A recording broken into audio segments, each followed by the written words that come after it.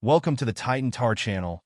Today we have a topic to discuss about the West planning attacks on Russia and threatening to trigger World War III. Don't miss the chance to join us and share your opinions with us. Become a member of our channel and evolve your rank.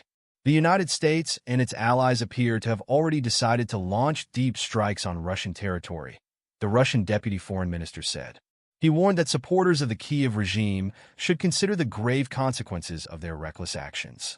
According to him, the decision to move towards such an escalation in the conflict was made by Washington and London, pushing the situation around Ukraine to a critical point of decontrol.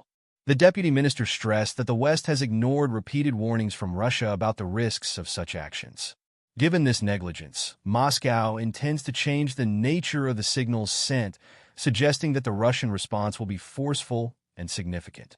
The possibility of attacks on Russian territory with Western weapons has dominated global headlines, generating a wide range of opinions in the media.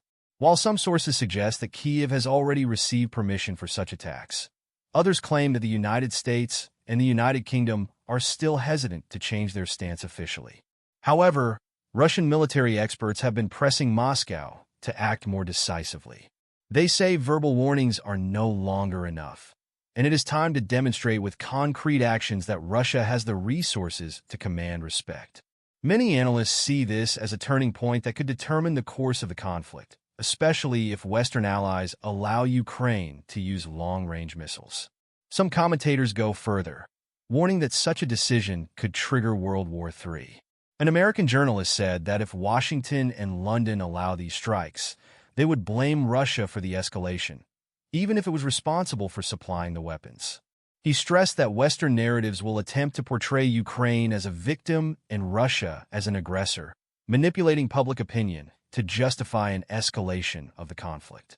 The journalist's statements echo fears already expressed by Vladimir Putin, who has said that allowing deep strikes would mean direct NATO participation in hostilities against Russia.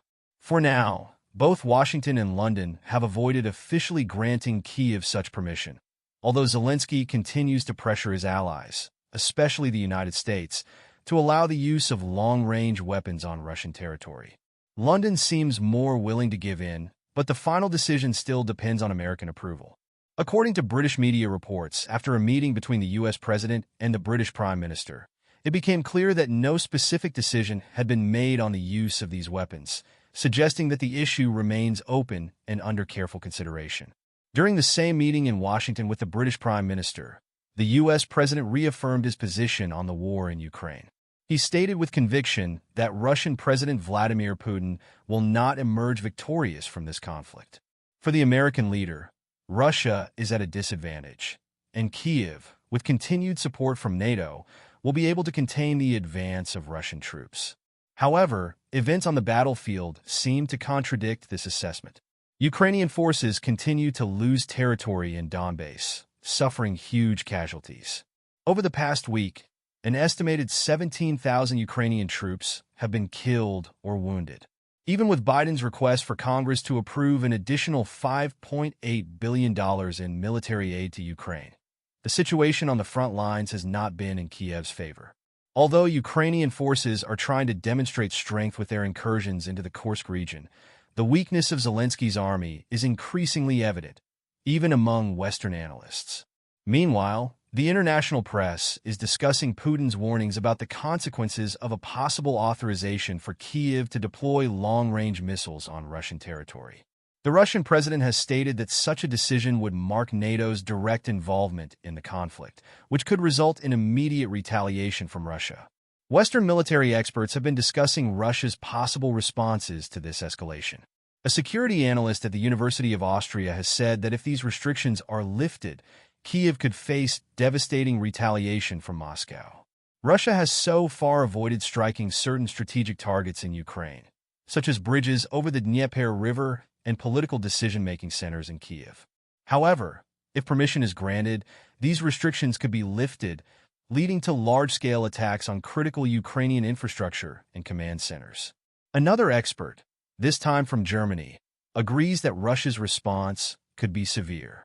He believes that Moscow will step up attacks on Ukraine's civilian infrastructure if it is allowed to use Western long-range weapons. Furthermore, The use of Western satellite imagery to target such attacks would be seen as a serious threat to Russia's vital interests. While the expert doubts that Russia will directly attack NATO countries, he predicts that Moscow may resort to a show of nuclear force. Such a demonstration could include the resumption of nuclear testing, which has not occurred since the Soviet era. There have already been calls within Russia to end the moratorium on nuclear testing, and a resumption of such activities would mark the beginning of an even more dangerous era. Amid these tensions, the deputy chairman of the Russian Security Council warned that according to Russian military doctrine, there are already formal grounds for the use of nuclear weapons, especially if foreign forces intervene in recognized Russian territory, such as the Kursk region.